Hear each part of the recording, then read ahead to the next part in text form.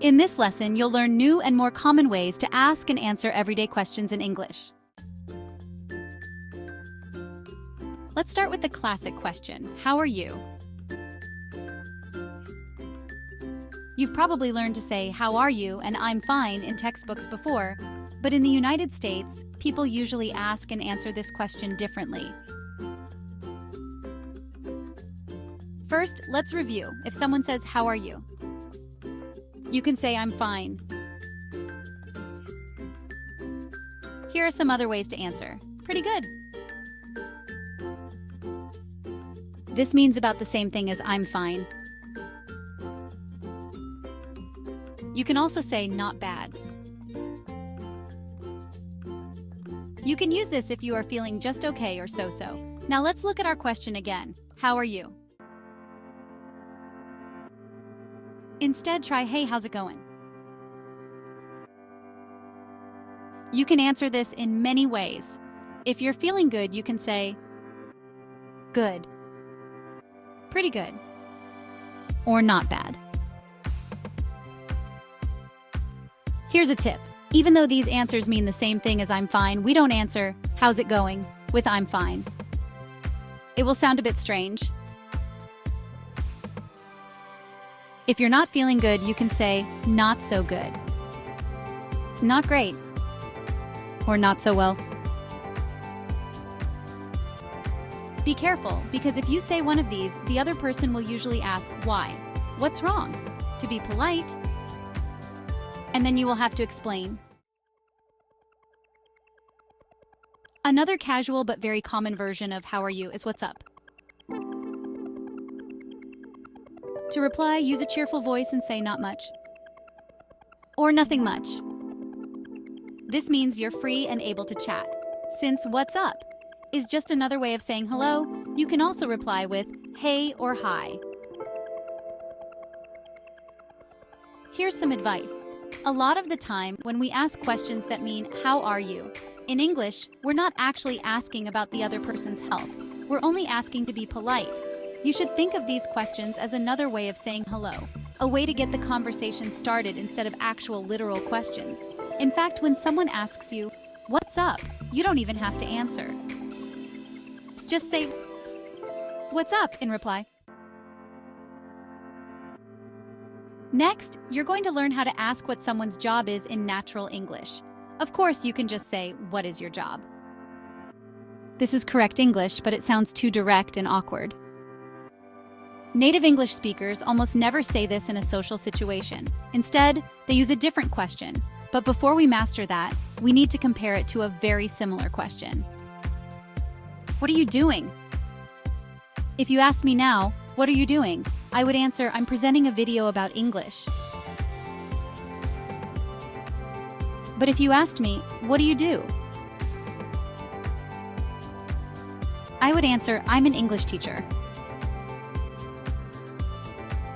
Do you see the difference? These two questions, what are you doing and what do you do, sound similar but mean different things. The first one is asking what you are doing right now, this minute. You answer it using an ing verb, what are you doing? I'm reading. I'm watching TV. The second is actually a shortened version of what do you do for a living. This is how we ask, what is your job? In natural English. Let's practice this question. What do you do? When native speakers of English ask this question, it can come out very fast and sound more like what do you do, in order to tell it apart from what are you doing. Just listen for the ing sound at the end of the question. If it's not there, then you're being asked what your job is. So, how would you answer this question? Just think of it as if the other person is asking you, what is your job? You could answer with, I'm a plus your job. For example, I'm a teacher. I'm an engineer. If you don't have a job but are looking for one, you could say, I'm looking for a job.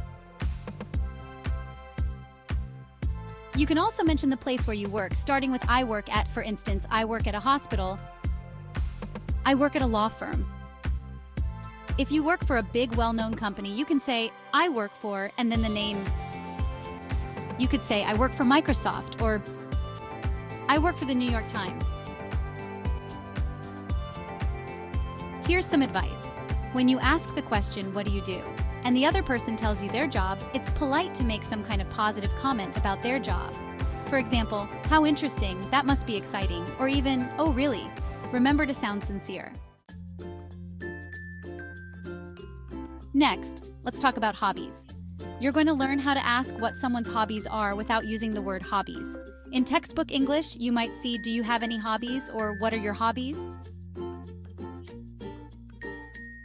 However, native English speakers almost never use the word hobbies when asking about them. A much more natural way to ask the same question is, what do you do for fun? Let's practice this question. What do you do for fun? Now you say it. You can also ask, what do you do in your free time? So how would you answer this question? The easiest way is to say, I like to, or just, I like followed by what you like to do. For example, if you like watching movies, you could say, I like to watch movies, or I like watching movies. If you like golf, you could say, I like to play golf, or I like playing golf. You can emphasize how much you like your hobby by adding a word like really in front of like. For example, I really like watching movies. On the other hand, if you want to play down how much you like something, you can say kind of. For example, I kind of like playing tennis. Here's some advice. If you don't have any special hobbies or don't want to be specific, a good way to reply is, I like hanging out with my friends and stuff like that. Finally, let's talk about asking where someone is from. You're going to learn some different ways people ask, where are you from? First though, where are you from can mean many things. It can mean, what country are you from? Or what city are you from? Or what state are you from? In fact, Americans ask this question to each other all the time to learn what part of America the other person comes from. If you want to answer this question, there are two ways to do it. You can say, I'm plus your nationality, as in, I'm Japanese, or I'm Thai. Or you can say, I'm from plus the country you are from, as in, I'm from Italy, or I'm from Thailand. If you're from a really famous city or place, you can say that too. For example, I'm from Tokyo, or I'm from Lisbon. Many times, though, Americans won't ask, what country are you from, or even where are you from? In many casual situations, they will say it in a simpler way, where are you from?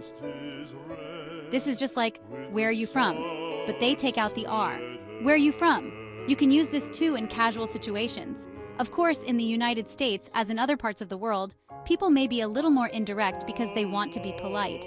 To do this, they might ask you if you are from the place where they meet you. For example, if you meet someone in New York, they might ask, do you live here in New York? Or if you are in San Diego, they might ask, are you from San Diego? Or do you live here in Southern California?